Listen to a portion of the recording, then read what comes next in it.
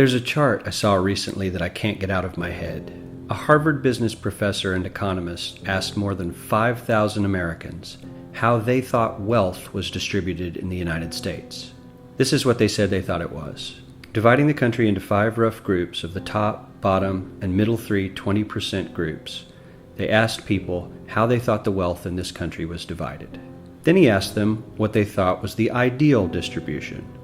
And 92%, that's at least 9 out of 10 of them, said it should be more like this.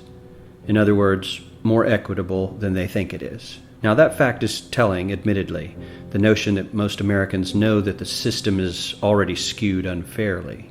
But what's most interesting to me is the reality compared to our perception.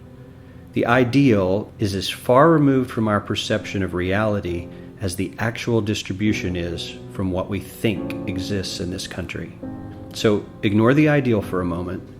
Here's what we think it is again. And here is the actual distribution. Shockingly skewed. Not only do the bottom 20% and the next 20%, the bottom 40% of Americans barely have any of the wealth. I mean, it's hard to even see them on the chart. But the top 1% has more of the country's wealth than 9 out of 10 Americans believe the entire top 20% should have. Mind-blowing. But let's look at it another way, because I find this chart kind of difficult to wrap my head around. Instead, let's reduce the 311 million Americans to just a representative 100 people. Make it simple.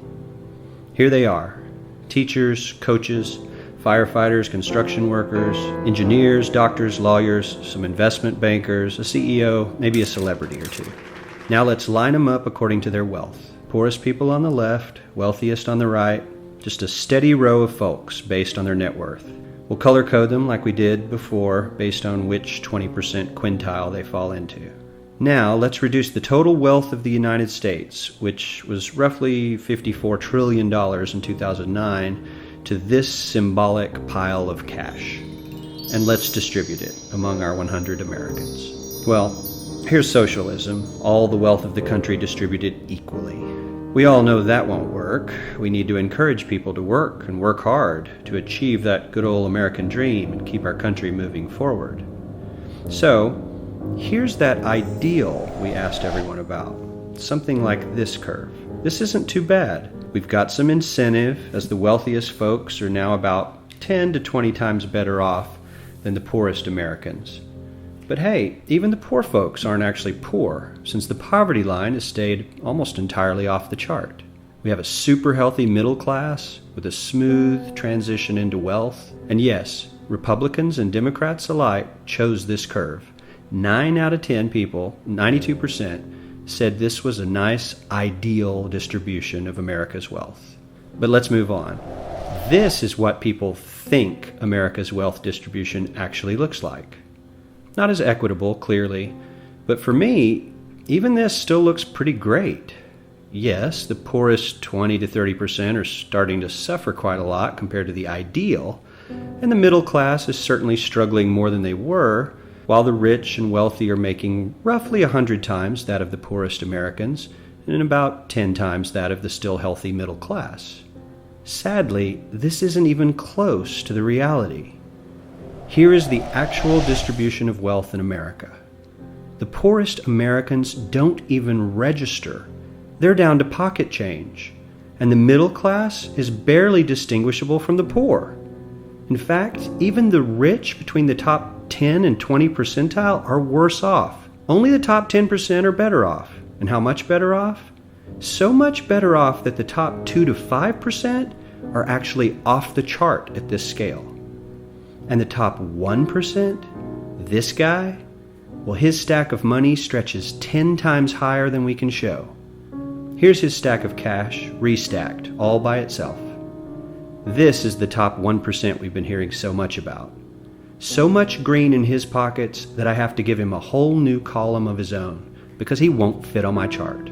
1% of America has 40% of all the nation's wealth. The bottom 80%, 8 out of every 10 people, or 80 out of these 100, only has 7% between them. And this has only gotten worse in the last 20 to 30 years. While the richest 1% take home almost a quarter of the national income today, in 1976 they took home only 9%, meaning their share of income has nearly tripled in the last 30 years. The top 1% own half the country's stocks, bonds, and mutual funds. The bottom 50% of Americans own only 0.5% of these investments, which means they aren't investing. They're just scraping by. I'm sure many of these wealthy people have worked very hard for their money, but do you really believe that the CEO is working 380 times harder than his average employee? Not his lowest paid employee, not the janitor, but the average earner in his company. The average worker needs to work more than a month to earn what the CEO makes in 1 hour.